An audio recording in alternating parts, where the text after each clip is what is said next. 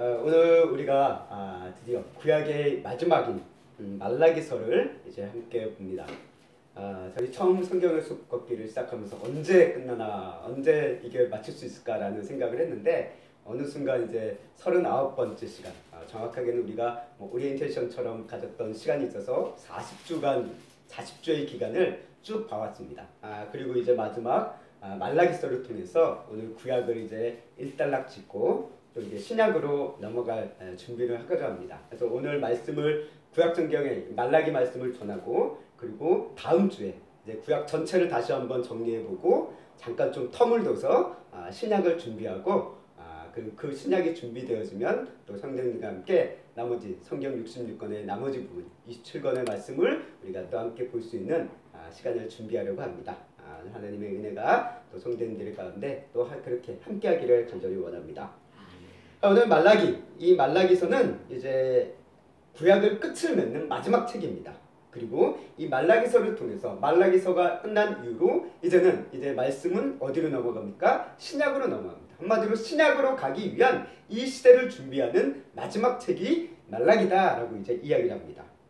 그래서 구약의 마지막 책이며 또 마지막 선지서인 이 말라기서를 우리가 함께 오늘 산책해보며, 그렇다면 이 말라기서가 담고 있는 무슨 하나님의 뜻이 무엇이고 또 말라기서는 어떤 말씀을 하고 있는가라는 것을 오늘 말씀을 통해서 함께 산책하며 말씀을 보고자 합니다. 우리가 이 말라기서의 시대적인 배경은 명확하지가 않습니다. 우리가 선지서들을 보다 보면 선지서들의 상당수가 시대적인 배경이 없는 경우가 많이 있어요.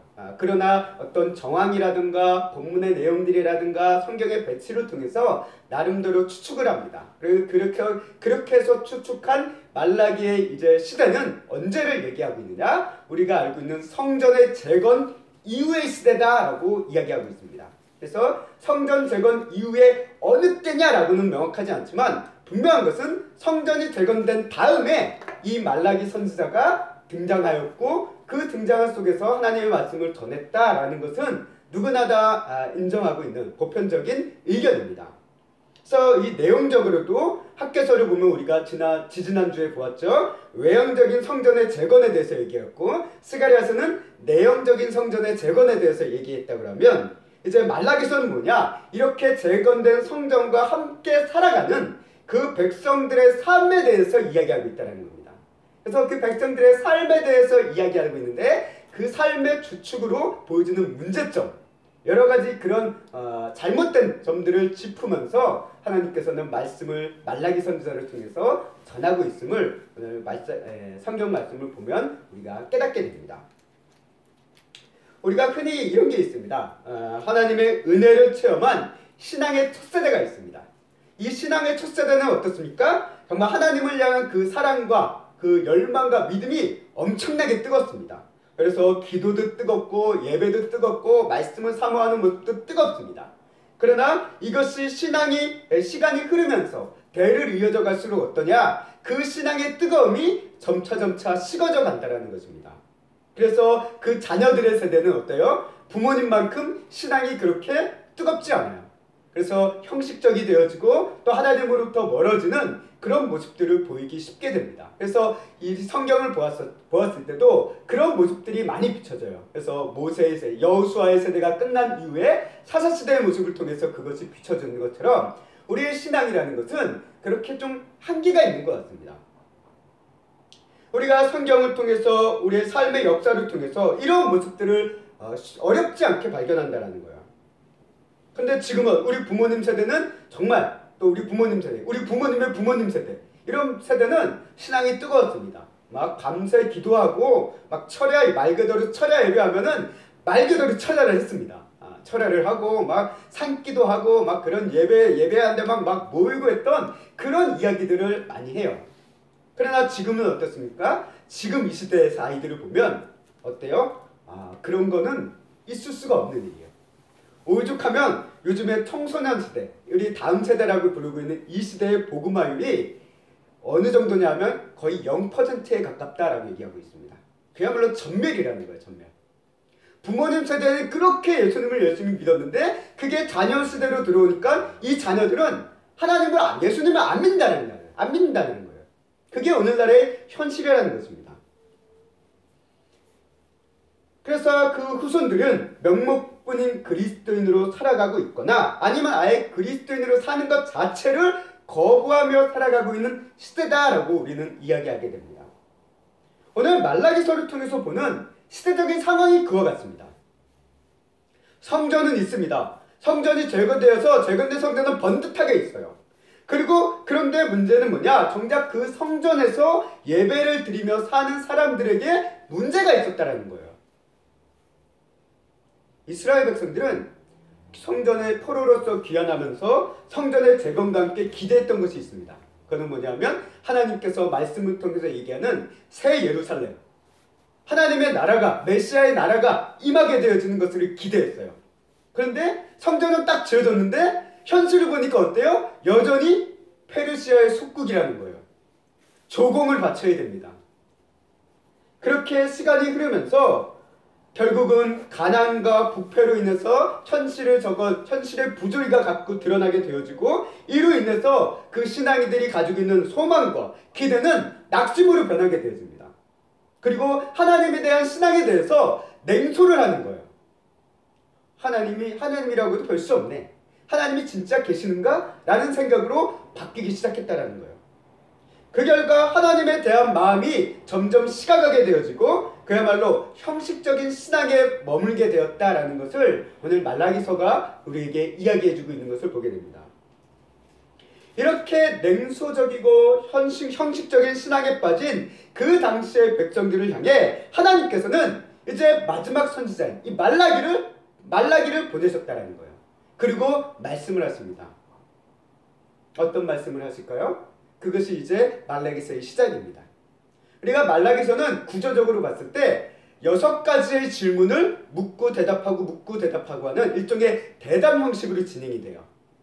그러다 보니까 이 6가지의 내용, 이 말라기가 다루고 있는 6가지의 내용이 무엇이냐, 이게 어떻게 보면 핵심이거든요. 어떤 내용을 다루고 있는가가 이 말라기서의 전체의 내용이에요. 이것을 우리가 알고 있으면 말라기서는 이런 얘기를 하고 있구나 라는 것을 우리가 보게 됩니다. 그래서 하나님께서 말라기 선지자를 보내서 가장 첫 번째, 어떻게 보면 이 말라기뿐만 아니라 성경 전체를 아우르는 하나님의 핵심적인 말씀이에요. 그건 뭐냐? 내가 너희를 사랑한다 라는 말씀을 하십니다. 내가 너희를 사랑한다. 현실 가운데 낙심하고 하나님에 대한 신앙을 잃어버려서 냉소 가운데 빠진 백성들을 향해 하나님께서 말씀하시는 거예요. 내가 너희를 사랑한다 라고 선언하신다는 겁니다. 그런데 이 백성들이 그 얘기를 딱 듣고 어떻게 합니까? 하나님이 우리를 사랑하시는구나, 아멘, 감사합니다가 아니라 뭘 얘기하냐면 하나님이 우리를 어떻게 사랑하셨어요? 그 증거가 뭔데요? 라고 대듭니다. 그러자 하나님께서 말씀하시는 거야. 내가 사랑한 증거는 이거다 라고 얘기합니다. 자, 우리가 이렇게 하나님 나를 사랑하는 증거를 보여주세요 라고 할 때 우리는 뭘 기대하겠습니까? 하나님이 어떤 나를 향한 특별한 기적을 기대할 겁니다. 어떤 놀라운 일들을 생각할 겁니다. 내 삶에 어떤 문제가 다 해결되어지고 내가 갑자기 막 성공해가지고 잘 되는 거, 우리는 이런 거 생각할 거예요. 이래야지 나를 사랑한다 라고 우리는 생각을 할 거예요. 솔직히 우리의 심정입니다. 뭐 저라고 해도 다를 게 없어요. 하나님 나 사랑한다면 그런 좀 좋은 일 좀 보여주세요 라고 하는 게 우리의 솔직한 심정이라는 거죠. 근데 하나님께서 내가 너희를 사랑한다라는 그 증거에 대해서 하나님은 그런 어떤 기적이라든가 어떤 그런 것들을 보여주시고 그거를 증거로 삼지 않으십니다. 뭐를 증거로 삼으시냐 라고 얘기하셨을 때 하나님께서 어떤 말씀을 하시냐? 내가 야곱을 사랑하였고 에서를 미워하였노라 라는 말씀을 하십니다. 이거는 이제 신약에서도 많이 이제 인용되어지는 말씀이기도 한데요.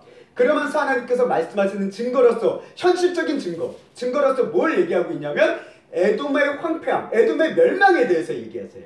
에돔의 멸망. 우리가 소선지서를 다뤘을 때 에돔의 멸망에 대해서 다룬 선지서가 있습니다. 기억나십니까? 기억나시면 참 감사한데 오바다서입니다. 오바다서가 에돔에 대한 멸망을 다루고 있습니다. 그 말씀대로 하나님께서는 에돔을 멸망시키셨어요. 그리고 하나님께서 말씀하시는 거예요. 봐라, 너희는 나의 은혜 가운데 이제 그 포로되었던 너희가 이제 돌아와서 이 나라를, 이 성전을 재건하고 성읍을 재건해서 지금 여기 있지 않느냐? 그런데 에돔을 봐라. 에돔은 어떠냐? 지금 쫄딱 망했다. 그들은 재건한다도 결국 무너질 것이다. 그러니 그것만큼 내가 너희를 사랑한다는 증거가 어디 있겠느냐라고 말씀하고 계신다는 거예요. 이게 하나님 사랑의 가장 큰 증거다라고 오늘 말라기서를 통해서 하나님께서 말씀하고 계신다는 거예요. 우리는 어떻습니까? 현실의 어려움을 겪을 때, 고난이 있을 때마다 우리는 하나님의 사랑에 대한 의심을 품게 된다는 거예요. 그런 의문을 가지게 되는 게 우리의 모습입니다. 이게 인간의 한계인 것 같습니다. 하나님의 사랑하신다면 이런 일이 있을 수 없다라는 거예요. 하나님의 사랑하신다면 이런 일은 나에게 이런 일이 일어난다고 말이 되겠습니까? 라고 예치는 게 우리라는 겁니다. 그런데 오늘 말라기서가 우리에게 보여주는 것은 뭐냐? 하나님의 사랑은 나와 내 주변의 현실의 어려움과 고난으로서 또 그거에 대한 어떤 해결책으로서 하나님의 사랑을 설명할 수 있는 게 아니라는 거예요. 왜? 하나님께서는 하나님 자신의 사랑을 드러내시기 위해서 현실의 고난과 어려움마저도 사용하시는 분이시기 때문에 그렇습니다. 하나님의 사랑에 대한 가장 본질적이고 근원적인 것이 무엇이냐라고 했을 때 하나님은 그 사랑은 뭐라고 얘기하고 있냐? 하나님의 구원하심과 심판하심으로 말씀하고 계신다는 거예요. 그래서 하나님께서는 이스라엘을 구원하셨고 에돔을 심판하셨다라는 말씀을 하고 계시는 거예요. 그래서 오늘 우리 그리스도인들에게도 마찬가지입니다. 하나님이 당신을 사랑한다는 증거가 무엇입니까? 라고 물었을 때 우리 그리스도인들은 뭐라고 대답을 해야 될까요? 하나님이 이런 기적들을, 특별한 일들을 나에게 보여주셔서 나를 사랑하신다 라고 얘기할 수도 있겠죠. 그게 틀린 얘기는 아닙니다. 그런데 반대로 생각하면 그런 일이 없는 사람들은 하나님이 사랑하시지 않는다는 겁니까? 아니잖아요. 그렇기 때문에 나에게 어떤 기적과 어떤 특별한 일들만을 하나님의 사랑의 증거라고 내놓는다고 한다면 그거는 반쪽짜리일 수밖에 없다는 거예요. 그 일을 경험하지 못하는 그러면 하나님께 버림받았다는 것밖에 더 됩니까? 아니라는 거예요. 하나님께서는 그거로 하나님의 사랑을 증거하지 않습니다. 뭐로 하나님의 사랑을 증거하십니까? 로마서 5장 8절 말씀이 이렇게 얘기합니다.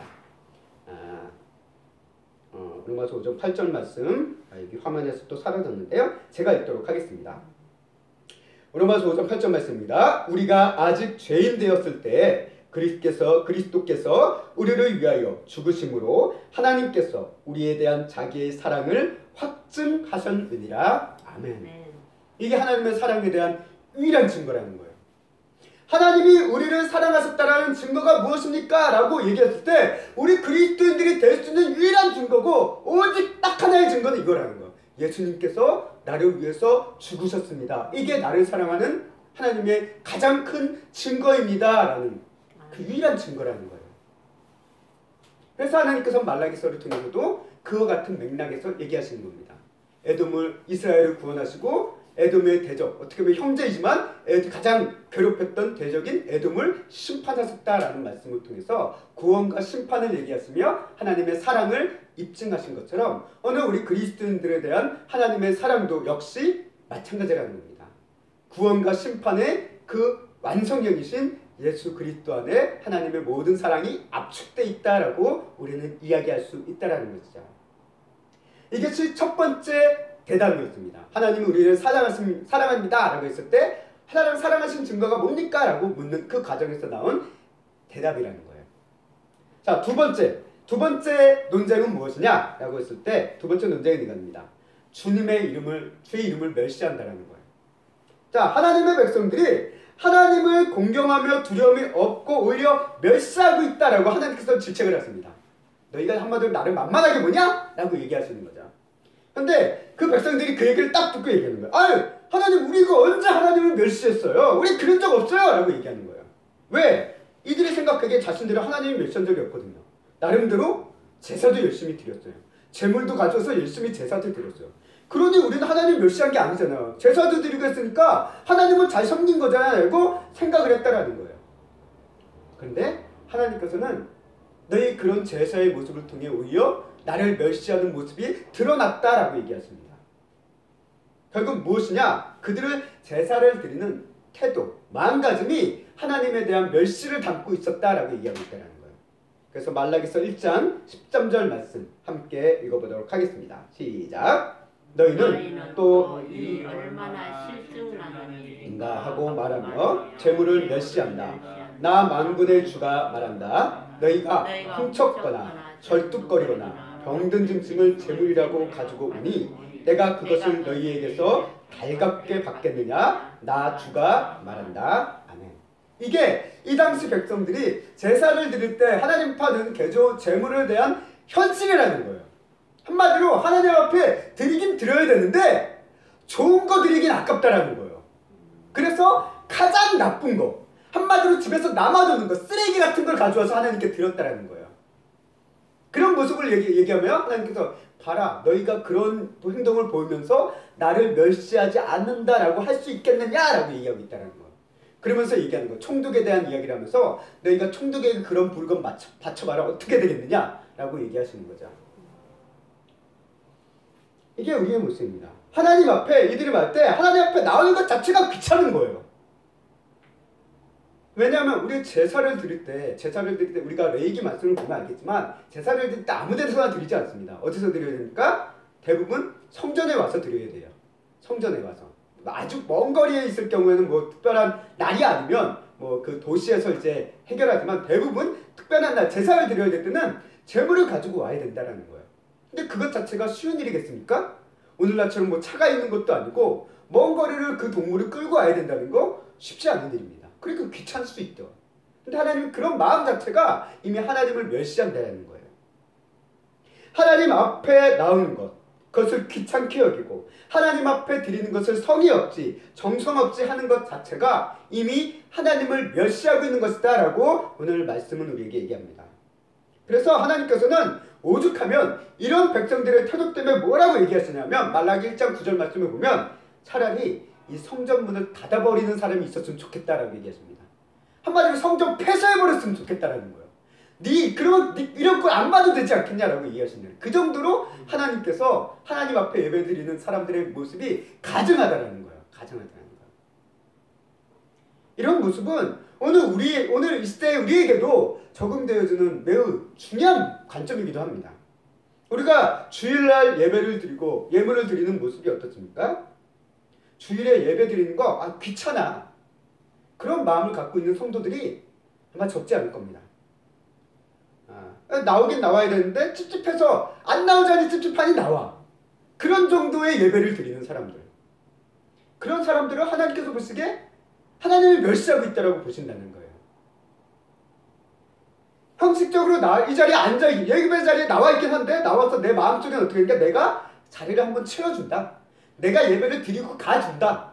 이런 식으로 예배 드리는 자들을 하나님께서는 나를 멸시하고 있구나라고 바라보고 계신다는 거예요. 이런 태도가 하나님을 멸시하고 하나님께서 기뻐하시지 않는 모습이다라는 것을 오늘 말씀은 얘기합니다.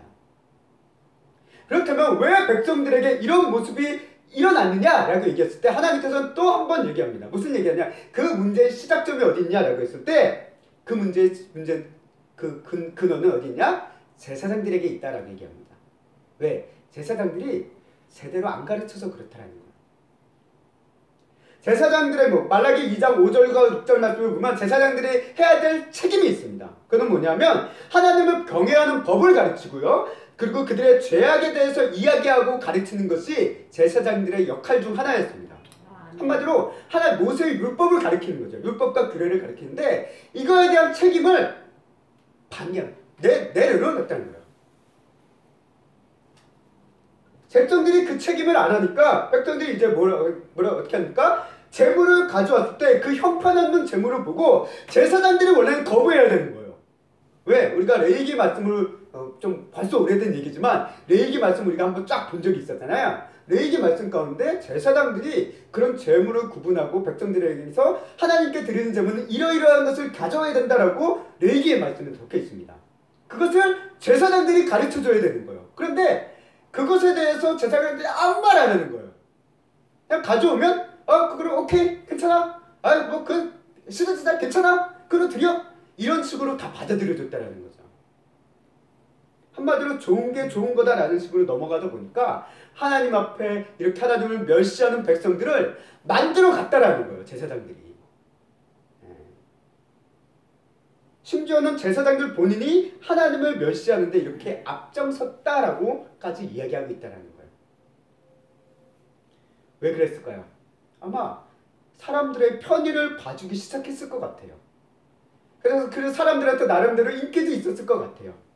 그런데 그 결과는 어땠을까요? 그 인기가 끝까지 갔을까요? 아니요. 말라기 2장 9절 말씀에 얘기합니다. 이렇게 얘기합니다. 읽겠습니다. 시작. 너희가 내 길을 지키지 아니하고 율법을 행할 때에 사람에게 치우치게 하였으므로 나도 너희로 하여금 모든 백성 앞에서 멸시와 선대를 당하게 하였느니라 하시니라. 아멘. 네. 나름대로 사람들에게 편의를 봐주고 사람들의 인기와 호감을 샀는데 그래서 잘 될 줄 알았는데 하나님께서 어떻게 하십니까? 결국은 멸시와 천대를 받게 만드시게 했다는 거예요. 이게 하나님의 여기에 중요한 신앙의 진리가 보이는 것 같습니다. 하나님의 뜻을 따르는 자는 처음에는 어려울 수 있어요. 갈등이 있을 수 있습니다. 그러나 마지막에 가서는 결국 하나님께서 그 사람을 높여주시고 존경받게 해주시지만 사람의 표준을 봐주고 사람의 눈치를 봐주는 사람은 잠깐의 인기는 얻을 수 있지만 나중에 그 사람은 무시를 당한다는 거예요. 멸시를 당한다는 거예요. 그게 오늘 이 말씀 가운데 나와 있습니다. 이건 어떻게 보면 오늘 우리 목회자에게 적용되어지는 가장 중요한 관점이 아닐까 싶습니다. 목회자들의 역할은 우리 성도님들에게 예배를 잘 드리도록 돕는 것, 그것도 중요한 역할이지만 동시에 성도들에게 하나님의 말씀을 가르쳐서 하나님의 뜻이 무엇인지를 깨닫게 도와주는 게 목회자의 역할이라는 거예요. 근데 이 말라기의 관점에서 봤을 때 목회자가 그것을 때려쳤다라는 거예요. 아, 당신들 편한 대로 예배 드려. 당신들 편한 대로 생각해. 편한 대로 예물 드리고 좋게 해. 라고 얘기한다라는 거예요. 그렇게 하면 교회가 잘 될 것 같은데 아니요. 엉망진창이 된다라는 거예요. 결국은 그 사람들한테 무시당한다라는 겁니다. 오늘 말씀이 두 번째가 이것을 다루고 있다는 거예요. 세 번째 대담은 무엇이냐? 세 번째 대담은 이것입니다. 영적 결혼과 육적 결혼을 멸시함에 대해서 얘기하고 있습니다. 한마디로 결혼에 대한 것을 얘기하고 있어요. 하나님께서 불성실한 결혼에 대한 이야기로 세 번째 주제를 다루고 있습니다. 그러면서 백성들을 질책하시는 거예요. 그래서 가장 첫 번째는 하나님과의 영적 결혼 관계. 하나님과의 관계를 이제 우리가 결혼 관계로 성경을 많이 표현하잖아요. 그래서 하나님을 이제 신랑으로, 우리를 신부로서 표현하는 그런 관점이 많은데 그런 영적 관계를 대한 결혼 관계를 표현해 주면서 이스라엘 민족이 하나님과 결혼을 맺어야 되는 존재임에도 불구하고 지금 어떻게 살고 있느냐? 하나님을 버리고 이방신들의 딸들과 결혼하면서 살아가고 있다는 것을 질책하고 있습니다. 그로 인해서 결국은 이방신들을 섬기는 삶으로 끌려가고 있다는 거죠. 그래서 말라기 2장 11절 말씀 함께 읽겠습니다. 시작. 유다는 거짓을 행하였고 이스라엘과 예루살렘 중에서는 가증한 일을 행하였으며 유다는 여호와께서 사랑하시는 그 성결을 욕되게 하여 이방신의 딸과 결혼을 하였으니 아멘. 자, 이렇게 이방의 사람들의 딸들과 여인들과 혼인하는 이 문제는 구약에 참 많이 나옵니다. 많이 나와요. 출애굽 시대부터 끊임없이 심심하면 등장했던 문제가 이거였어요. 그렇죠? 그래서 이방 여인과의 결혼 때문에 문제가 발생하고 어려움이 생기고 막 재앙이 임하고 했던 이야기들이 있었고요. 또 우리가 이 성전 시대, 이 말라기 시대에 가장 가까운 에스라서 느헤미야서를 봐도 이 얘기를 다루고 있는 것을 우리가 보게 됩니다. 그래서 이방 여인과 혼인에 대한 문제에 대한 그 문제의 심각성에 대해서 이야기하고 있는 것을 우리가 다른 성경을 통해서도 보게 됩니다. 뿐만 아니라 이 이방 여인과의 혼인의 문제는 이미 하나님께서 모세오경을 통해서 주신 말씀이에요. 이방인들과 혼인하지 말라라고. 그럼에도 불구하고 이들이 하나님의 말씀을 이렇게 어기면서 살아가고 있었다는 거죠. 또 다른 문제가 있었습니다. 이런 신앙적인 문제로서의 문제뿐만 아니라 이로 인해서 그들의 삶 가운데서 보여주는 또 하나의 문제가 뭐냐면 이스라엘 백성들이 아내와 실제적인 이제 결혼 생활을 함에 있어서 아내를 버리는 그런 생활을 심심치 않게 했다라는 거예요. 아마 이 아내를 버리는 왜 이혼을 했을까라는 것은 우리는 모르지만 이 이혼을 한 이유 중 하나는 아마 이방신들의 딸들과 결혼을 하기 위해서 이 자신들의 원래 정혼자들을 버리는 그런 행위를 하지 않았을까라고 추측이 되어집니다. 심지어는 이를 위해서 아내를 학대를 했다라는 거예요. 그래서 아내를 때리고 그 학대가 드러나지 않도록 옷으로 그것을 가렸다라고 오늘 말라기 말씀에 표현하고 있습니다. 2장 16절 말씀 읽겠습니다. 시작. 이스라엘의 하나님 여호와가 이르노니 나는 이혼하는 것과 옷으로 학대를 가리는 자를 미워하리라. 만군의 여호와의 말이니라. 그러므로 너희는 심령으로 삼가 지켜 거짓을 행하지 말지니라 라고 얘기합니다. 이게 이 말라기 시대 그 백성들의 현실이라는 거예요. 하나님 앞에서도 영적인 결혼 생활의 어떤 불성실함, 그리고 실제적으로 삶 가운데서도 부부생활, 결혼생활 가운데서 아내를 향한 불성실함이 이스라엘 백성들의 지금 시대상에 만연하고 있었다는 거예요. 오늘날 우리로 얘기하면 그리스도인들이 결혼생활을 했다 그러면서 아내를 놔두고 막 바람피고 하는 그런 것과 다를 바가 없다라는 거예요. 또 그것을 위해서 자신의 바람을 숨기 위해서 막 아내를 때리고 하는 뭐 그런 가정폭력, 이런 것들이 가정 안에 막 벌어지고 있다라는 거예요. 그런데 당시의 백성들은 이런 자신들의 문제를 인식했느냐? 아니요. 인식을 못했어요. 문제라고 생각하지 않았다라는 거예요. 오히려 하나님께 얘기하는 거예요. 하나님, 우리가 이렇게 열심히 봉헌물을 바쳤는데 왜 응답을 안 해주세요? 라고 불평을 가졌다라는 거예요. 그래서 하나님께서는 이 얘기를 하십니다. 야, 봐라. 너희의 정신 상태와 삶의 상태가 썩어 문드러졌기 때문에 내가 너희가 그런 재물을 가져와도 응답을 안 해주시는 것이다 라고 얘기하면서 하신 얘기가 이 세 번째 대담의 얘기라는 거예요. 너희의 죄된 거짓된 결혼 생활의 모습을 폭로하시면서 너희의 이런 죄 때문에 내가 너희의 봉헌물을 거들떠도 안 보고 있는 것이다 라고 말씀하고 계신다라는 거예요. 이를 통해서 우리에게 주시는 것은 무엇입니까? 우리 성도는 하나님과의 영적 결혼 생활이 신앙생활뿐만 아니라 부부간의, 가족간의 어떤 이 결혼 생활도 하나님 앞에 진실된 삶의 예배의 모습으로 진실돼야 된다는 것을 오늘 말씀은 얘기하고 있다는 거예요. 그래서 오늘 말씀 얘기잖아요. 거짓을 행하지 말라라고 얘기하고 있다는 거예요. 진실된 삶을 살아라라고 오늘 말씀을 얘기하고 있습니다. 네 번째를 보겠습니다. 네 번째는 하나님께서 얘기하는 거예요. 야, 내가 너희들 때문에 괴로워 미치겠다라고 얘기하십니다.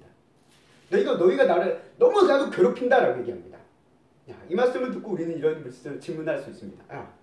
사람이 하나님을 괴롭힐 수 있을까요? 근데 불가능할 것 같아요. 있을 수 없는 일일 것 같습니다. 근데 오늘 말라기서는 얘기합니다. 놀랍게도 말라기서는 그 일이 가능하다라고 오늘 말씀을 우리에게 얘기해요. 우리 사람이 어떻게 하나님을 괴롭힐 수 있을까? 우리가 이 괴롭힌다는 개념이 막 강자가 약자를 때리듯이 막 그런 괴롭힘이 아니에요.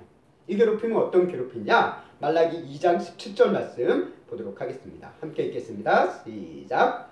너희가 말로 여호와를 괴롭게 하고도 이르기를 우리가 어떻게 여호와를 괴롭혀 드렸나이까 하는도다.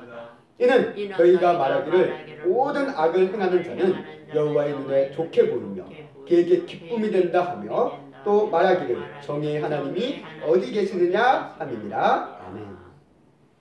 자, 이 하나님을 괴롭히는 가장 큰 근거가 뭐냐라고 했을 때 하나님의 백성들이, 원래 하나님의 백성들이라고 했던 그 자들이 얘기하는 이 엉뚱한 소리가 하나님을 괴롭게 했다는 거예요.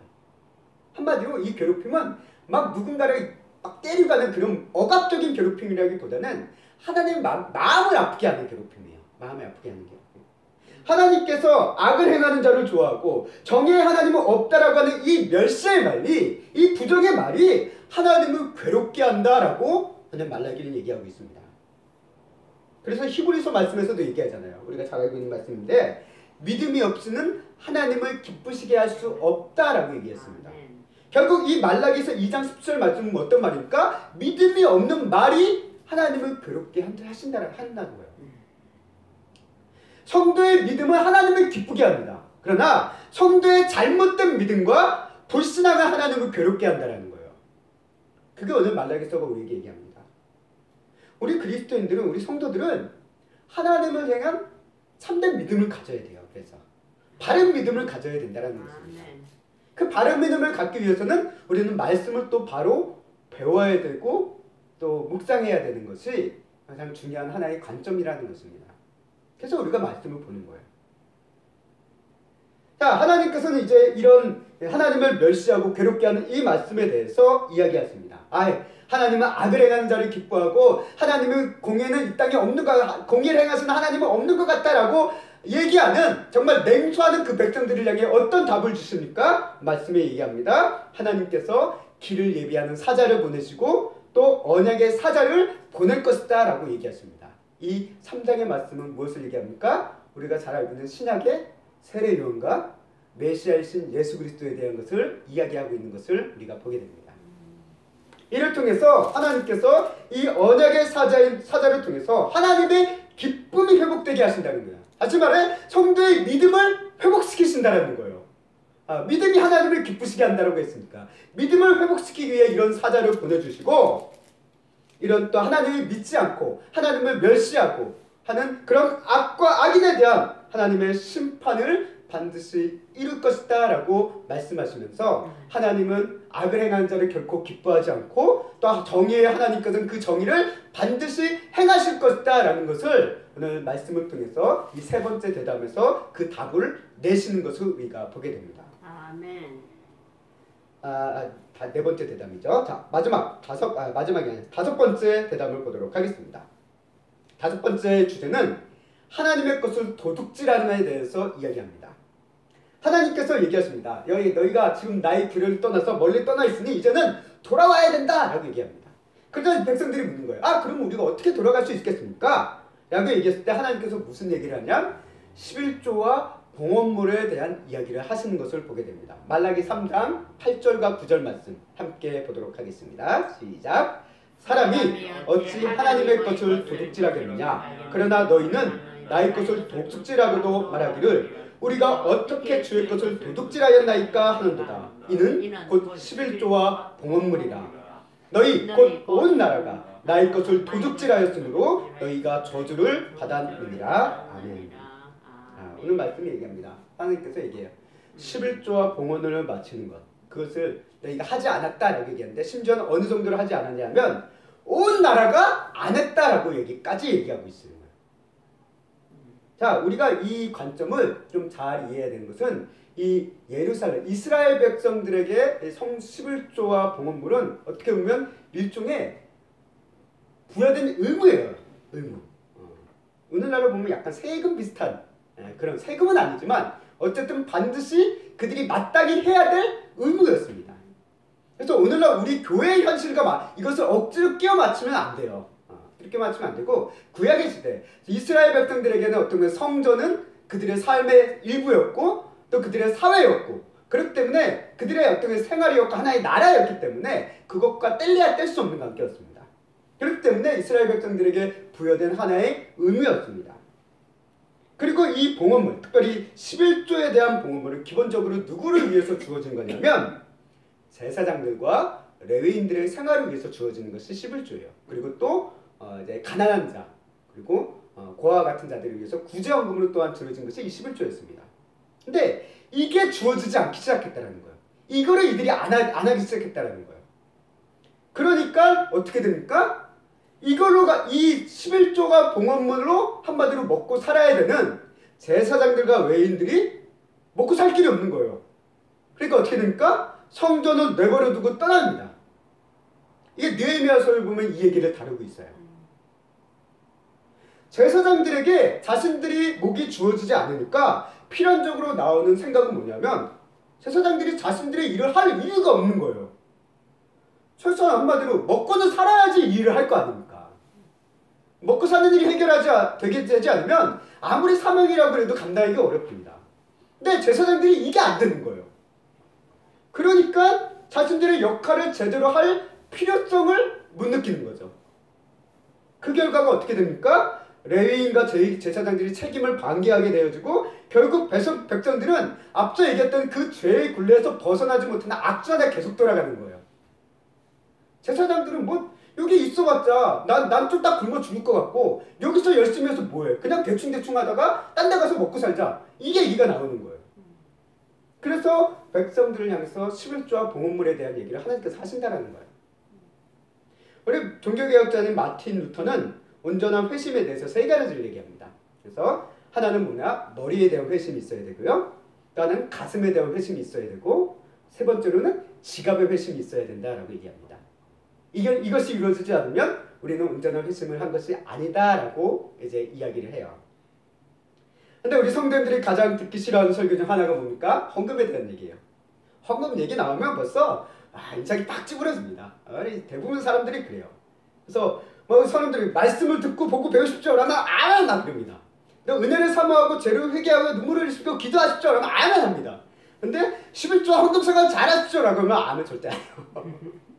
막 찌부리고 막 뭔 얘기가 나오면 목사가 돈 밝힌다라는 얘기가 나오고 뭐 이런저런 얘기 나옵니다. 실제로 이 3장 10절 말씀, 우리가 잘 11조 헌금에 대한 얘기를 할 때 가장 많이 사용되는 말씀, 이 얘기를 실제 그 헌금 강요할 때 많이 쓰긴 해요. 많이 쓰긴 합니다. 3장 10절 말씀 한번 읽어보도록 하겠습니다. 시작! 만군의 여호와가 이르노라 너희의 온전한 11조를 창고에 들여 나의 집에 양식이 있게 하고 그것을 나를 시험하여 내가 하늘 문을 열고 너희에게 복을 쌓을 곳이 없도록 붙지 아니하나 보라. 아멘. 그러니까 이게 하나님께서 말씀하시는 거예요. 11조를 나의 집에, 온전한 창고에 들여 나의 집에 양식이. 이게 창고와 나의 집이라는 건 성전을 얘기합니다. 성전 안에 창고가 있습니다. 거기에 드리라는 거예요. 11조를 통해서 그것들을 채우라는 거예요. 그것을 통해서 하나님께서 그 성전을 돌보시고 성전을 통해서 베푸시는 그 은혜와 복을 너에게 향하게 하는 그것을 맛보라 라고 이제 이야기하고 있는 관점인데요. 우리가 이런 맥락을 놓치고 그냥 이 구절 하나만 딱 가져와서 성도들에게 11조를 잘해야 됩니다, 막 봉헌을 잘해야 됩니다 라고 얘기하는 것은 하나의 중요한 맥락을 놓치는 것이라는 거죠. 앞에서도 우리가 얘기했다시피 두 번째 문제였죠. 두 번째 대답에서 이렇게 하나님을 멸시함에 있어서 문제는 무엇입니까? 형편없는 재물을 가져오는 것이 하나님을 멸시한다는 행위였다는 것을 얘기했습니다. 결국 말로는 하나님을 경외한다라고 하면서 정작 하나님 앞에 마땅히 드려야 할 것을 마음이 중요하지라는 핑계로 드리지 않고 있는 그 모습에 대해서 지적을 하고 계신다는 거예요. 마땅히 드려야 되는 것. 그래서 야고보서 말씀에 이런 말씀을 하십니다. 야고보서 2장 26절 말씀 함께 읽겠습니다. 시작! 영혼이 없는 몸이 죽은 것 같이 향함이 없는 믿음은 죽은 것이라. 아멘. 우리가 믿음을 드러낼 수 있는, 믿음을 증거할 수 있는 것은 어떻게 보면 그 믿음에 따라 살아가는 우리의 행함의 모습이라는 거예요. 그 중에 하나가 이런 물질을 하나님 앞에 드리는 헌금 생활이라는 것이죠. 그래서 사람의 마음은 어디에 자주 가 있냐? 물질에 우리의 마음은 잘 실립니다. 우리의 마음은 물질에 가요.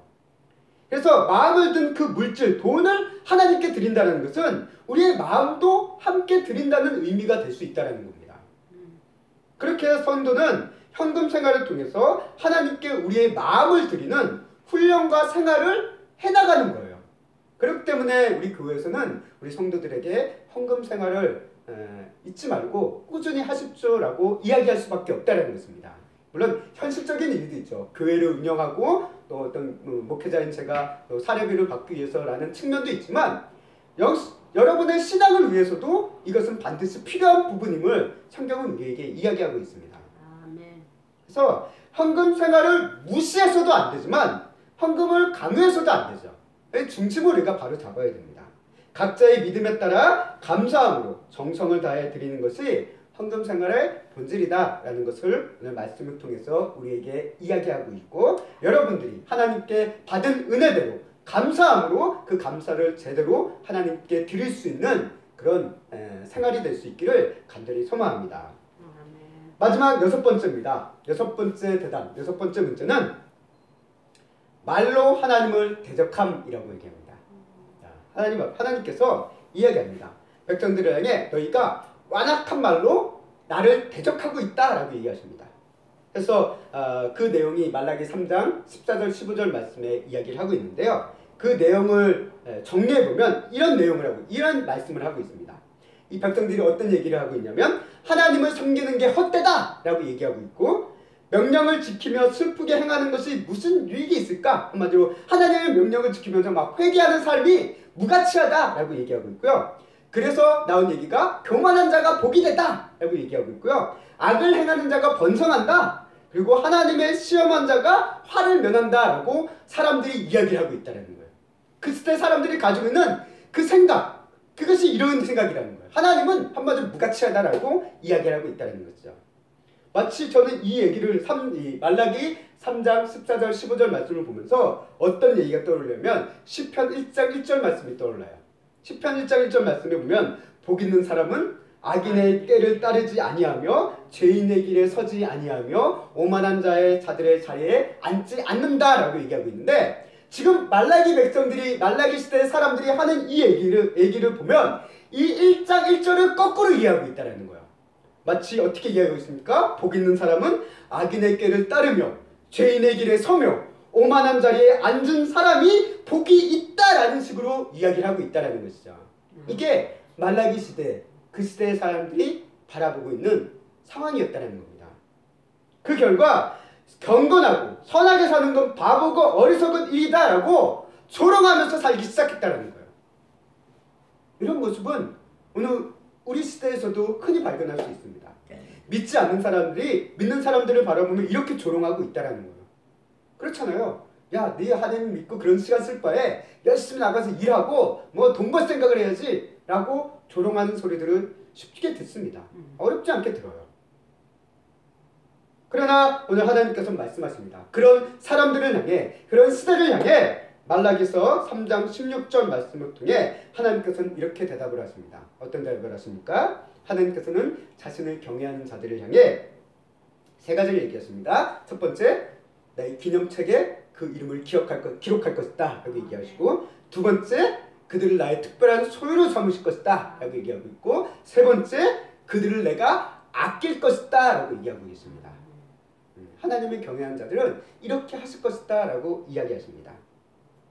그리고 또 더 나아가 말라기 마지막 4장으로 넘어가면 이런 경건한 자들을 통해 하나님께서 악인과 교만한 자들을 인해서 현실 속에서 어려움을 겪은 이런 경건한, 하나님을 경건한 자들에게 반드시 하나님께서는 치유와 회복과 승리를 주실 것이다 라는 것을 말씀하시면서 말라기의 그 이 대담의 주제를 정리하시는 것을 우리에게 이야기하고 있습니다. 그래서 우리 말라기 말씀, 말라기 4장 2절 3절 말씀은 잘 알고 있는 말씀입니다. 그래서 하나님의 은혜의 빛, 치유의 빛이 우리에게 비춰서 라는 그 얘기를 하시는 것이 여기에서 나오시는 거죠. 이게 말라기의 전체의 내용입니다. 그리고 마지막에 나오는 마지막 얘기, 마지막 3절의 세 개의 구절, 오늘 주제 본문으로 삼게 되는데, 이 마지막 세 절의 얘기는 무엇을 얘기합니까? 이제 시대를 마치며 하나님께서 이루실 하나님의 나라를 향해, 메시아의 오심을 향해 세례 요한에 대한 이야기를 끝으로 말라기가 이제 마무리 짓는 것을 오늘 우리에게 보게 됩니다. 그래서 선지자 엘리야를 내가 보낼 것이다 라고 이야기하시면서 오늘 말라기서가 끝을 맺게 됩니다. 자, 이제 말씀을 정리하겠습니다. 오늘 이 말라기서, 이 책의 이름이나 선지자의 이름을 말라기라고 우리가 흔히 이야기를 합니다. 이 말라기라는 이름의 뜻은 나의 사자입니다. 하나님의 사자, 나의 천사라는 뜻을 갖고 있어요. 그래서 오늘 말씀 이 말라기서를 보면 내가 나의 사자에 대한 표현이 많이 나옵니다. 그래서 레인도 나의 사자고, 내 언약의 3장에 나와서 그 예비하는 사자, 언약의 사자라고 얘기하고 있고, 오늘 마지막 4장에서도 선지자 엘리야를 보냈다라는 그런 말씀을 하십니다. 하나님께서 자신의 말을 전할 메신저를, 사자를 보내신다라는 것을 이야기합니다. 근데 저는 이 말라기라는 말을 묵상하면서 한글의 관점에서 보니 이런 생각이 들어요. 말라기, 즉 이 시대가 이 말라기의 시대를 보며 말라버린 이야기. 뭐가 말라버렸을까? 이스라엘 백성들의 신앙이 말라버렸다라는 생각을 하게 되었습니다. 그런 이야기를 다루고 있다라는 거예요. 실제적으로 6가지 얘기가 다 그런 관점이잖아요. 하나님의 은혜와 사랑에 대해서 그 메말라버린 백성들의 모습을 하나님께서는 하나둘씩 다 짚어가면서 이야기하고 계신다는 거예요. 하나님에 대한 믿음이 말라버렸어요. 하나님에 대한 사랑이 말라버렸습니다. 하나님에 대한 소망이 말라버렸습니다. 그런 이들을 향해 하나님께서 말라기 1장 말씀을 통해서, 1장 2절 말씀을 통해서 가장 첫 번째 선언한 말씀, 내가 너희를 사랑한다라는 대전제의 선언으로 말라기가 시작한다는 거예요. 그리고 내가 너희를 사랑한다는 그 전제의 말씀이 끝까지 간다는 거예요. 그를 위해서 내가 선지자 엘리야를 보내겠다라는 그런 말씀으로 끝을 맺고 계신다는 거예요. 오늘 이 하나님의 은혜를 잊어버려 말라버린 신앙 속에 있는 사람들을 향해 하나님께서는 말씀하십니다. 내가 너희를 여전히 사랑하고 있다. 그렇게 너희는 이제 그런 나의 사랑 안으로 다시 돌아오라 라는 것을 이 말라기서는 이야기하고 있는 것을 우리가 보게 됩니다. 그렇게 이 말라기서는 짧지만 4장밖에 안 되는 짧은 분량이지만 어떻게 보면 구약 전체를 압축하는 요약본이다 라고 우리는 이야기할 수 있습니다. 그리고 또한 이 말라기서는 구약의 시대로만 끝나는 게 아니라 어떻게 보면 오늘날 우리 이 현대인과 우리의 현실과도 매우 맞닿는 실용적인 이야기들을 다루고 있다는 것을 우리가 보게 된다는 거예요. 이 6가지 대답, 이 질문, 이 내용들은 오늘날 우리 시대에서도 너무나도 흔히 볼 수 있는, 흔히 되물을 수 있는 그런 질문들이고 문제점들이다라는 것을 우리가 새삼 깨닫게 된다는 것이죠. 그렇게 이 말라기서는 구약의 끝인 책이니까 마지막 책이니까 의미가 없구나가 아니라 어떻게 보면 오늘 우리의 시대에서도 매우 큰 의미를 가지고 있는 중요한 책이다라는 생각을 하게 되었습니다. 그렇게 여러분들에게 묻습니다. 지금 우리의 모습이 말라기의 백성들처럼 말라버린 신앙의 모습으로 우리가 혹시 있는 것은 아닙니까? 내 안에 말라버린 신앙의 부분들이 혹시라도 보인다면 생수의 근원이신 하나님께로 다시 돌아가시기를 바랍니다. 우리를 촉촉하게 적셔주셔서 그 메마르고 시들어버린 것이 다시 생명을 얻어 촉촉하게 회복되어질 수 있는 은혜가 우리 성도님들의 삶과 가정과 이 교회 위에 함께하기를 간절히 소망합니다.